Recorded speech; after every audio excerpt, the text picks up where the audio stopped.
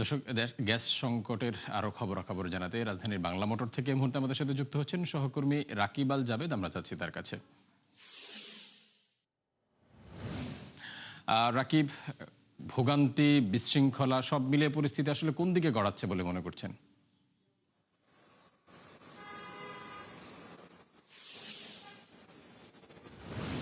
ফারুক, আসলে মানুষের ভোগান্তির কিন্তু শেষ নেই। এখন পর্যন্ত আমি যেই কয়েকটি গ্যাস স্টেশন ঘুরেছি সবগুলোতে কিন্তু একেবারে যাচ্ছে তাই অবস্থা বলা চলে।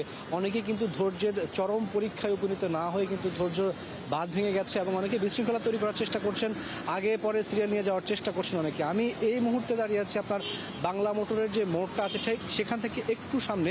আপনাকে যদি একটু ক্যামেরায় আমরা যদি দর্শকদেরকে দেখাতে চাই, প্রায় এখানে 700 থেকে 1000 গাড়ির লাইন কিন্তু জড়ো হয়েছে। আমরা প্রায় মোটামুটি যেটি হিসেব করে দেখলাম 1.5 থেকে 2 কিলোমিটার দূরে এই জায়গাটা, আমরা যে গ্যাস পাম্পে ছিলাম সেই জায়গাটা থেকে, অর্থাৎ মগবাজার থেকে 1.5 থেকে 2 কিলোমিটার দূরেও কিন্তু মানুষজন এখানে বসে আছেন।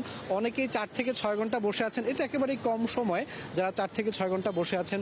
বিভিন্ন পাম্প ঘুরে এসে যেহেতু তারা খবর পেয়েছেন এই পাম্পটায় গ্যাস দিচ্ছে। আমরা নিজেরাও 3 থেকে 4টা পাম্পে ঘুরেছি, সেখানে কিন্তু আসলে গ্যাস পাওয়া যাচ্ছিল না।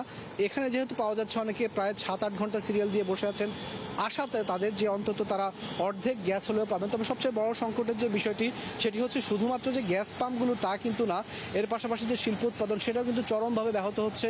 এর পাশাপাশি কৃষির যে সমস্ত উৎপাদন ব্যবস্থা রয়েছে সেখানেও চরম একটা বড় ধরনের সংকট বিরাজ করছে, বিশেষ করে যদিও সেগুলো আসলে ডিজেলে পরিচালিত হয়। কয়দিন আগে আমরা সেই সংকটটা দেখেছিলাম।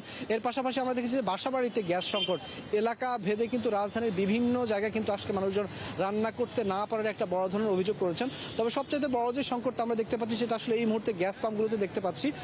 যেখানকার যারা চালকরা রয়েছেন কিংবা এখানকার যারা পরিচালকরা রয়েছেন তারা বলছেন যে অর্ধেক প্রেশারেও কিন্তু তারা আসলে গ্যাসটা সরবরাহ করতে পারছেন না। এর ফলে যেটি হচ্ছে, বারবার কিন্তু চালকদেরকে ঘুরে ফিরে আসতে হচ্ছে।